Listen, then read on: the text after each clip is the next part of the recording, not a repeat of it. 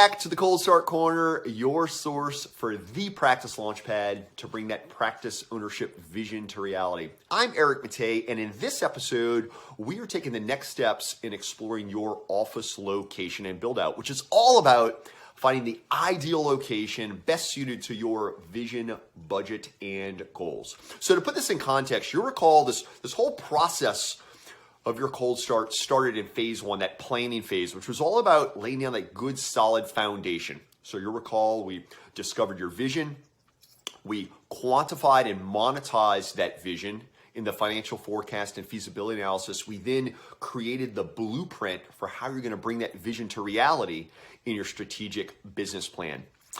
That then concluded the planning phase and then launched us into the second phase that we're in now, which is all about development, and particularly this first area being office location and build out.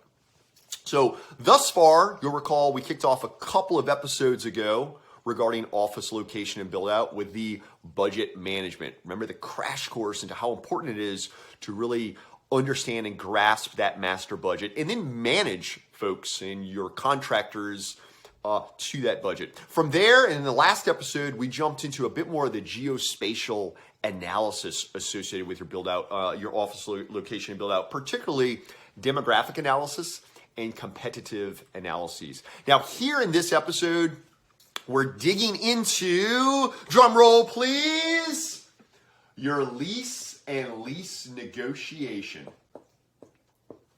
Now, I'll start it with this. This is a topic, this is an area that many folks can easily be intimidated by. But our goal here today is to really simplify this big intimidating world of leases and lease negotiation, really simplify it, help give you a bit better understanding. Now, that being said, if there is one thing you take away from this entire episode, it's this. Work with a realtor. Work with a commercial realtor who has experience in that local market, ideally someone that may have a background in working with other healthcare providers. You will find that the support that they provide, and if you're working with a team, the way your team can come together and surround you, if you have a realtor representing you locally through this, can really mean a lot. So let's go ahead, and I'd like to just give you kind of a high-level view of what you can expect to be looking for in the lease. So we're going to kind of be talking here primarily around just these general lease terms, okay? So it starts with, maybe we'll change the color, right? It starts with rent. And, well, I trust that most of you, if not everyone, has some experience with rent. But chances are your experience with rents is all about renting an apartment or a home, right? So that being said, understand that in commercial leases, there's a whole lot more than just the rent. And that leads us to the second key consideration you'll want to have for your general lease terms, and that is your triple net terms, right? You've probably heard this term thrown out a bit here and there. Again, this is something that doesn't typically apply to residential leases, but always applies to commercial leases. Think of the triple net, or NNN as it's written. This is going to represent your responsibility, or the tenant's responsibility, to cover the building's operating expenses on top of your rent payments. So this would include your share of property taxes, your share of insurance premiums, and your share of any other maintenance costs.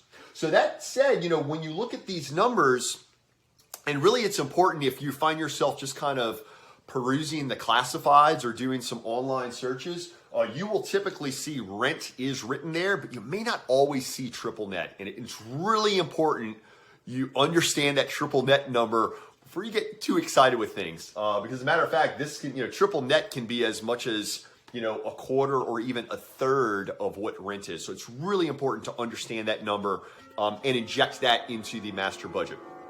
So as we're still, again, talking about these general lease terms of your commercial lease, we touched on rent, we touched on triple net terms. The other key consideration is going to be annual increases in rents, right? So look, this is another one of these areas where if you have experience renting an apartment, renting a home, you're typically locked in for that lease. And typically those leases are pretty short, right? 12, 24, maybe 36 months. But most residential leases are like 1 to 2 years. When we're looking at commercial leases, though, understand most of these are going to be on 10-year terms. As such, there will be an annual increase. It will vary, but typically it's around 3%, right? The idea is that increase is going to cover inflation, which at the time of this recording in November of 2022, who knows what these will look like. So we're having a little bit of runaway inflation here. So anyhow, okay, getting back to our topic at hand. Again, we're talking about general lease terms. There is a rent, obviously. There will be triple net terms. Be sure to investigate these and incorporate these into any of the financial modeling, as well as the annual increase. Again, 3% is kind of the typical go-to as an adjustment for inflation. So moving along here. Moving along, other terms of your lease. Next up is going to be TI. And I don't mean everyone's, well, I don't know. If you're like me and you came of age in the 90s, I'm a fan of TI and a lot of 90s and early 2000s hip hop. But here, look, we're talking about TI. We're talking about tenant improvements here. And tenant improvements is going to be that dollar amount that the landlord is going to provide you with to go towards your build out. And this figure will actually vary quite a bit, a whole heck of a lot. As a matter of fact, I'm going to put a star here because if you think back to what I had mentioned earlier in our conversation about the importance of working with a realtor, tenant improvements and some of these other negotiables is really a key reason for working with a realtor because they're going to know the right things to say locally that's going to have that landlord wanting to play ball with you. Right next to tenant improvements also is going to be what's known as rent abatement. And rent abatement refers to a period of time of your lease where you will occupy that lease rent-free. Now, don't get too excited.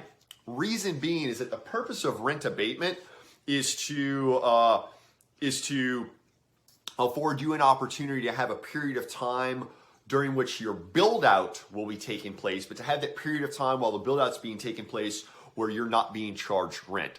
Now, that being said, again, this is one of these areas where working with your realtor or working with a team, whether it's Akrinos or any other team out there, right, working with that team to be sure that these terms are going to be negotiated in your favor. But typically, you can think of rent abatement when you sign that lease.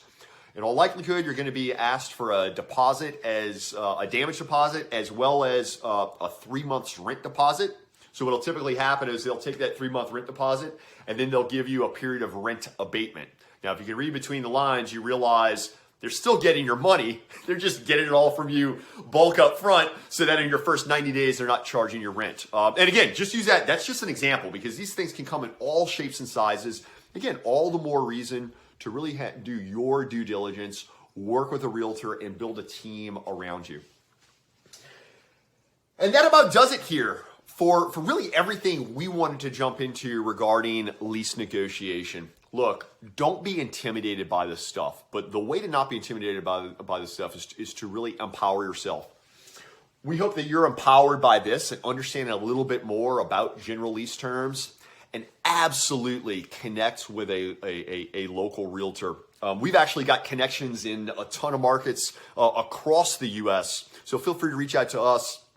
But definitely, as you're going through this process, this cold start journey, you're getting to this exciting phase of office location build out. Don't be intimidated by the lease, but do know it is imperative that you provide and give it your due diligence and engage professionals to help you through that phase of the process.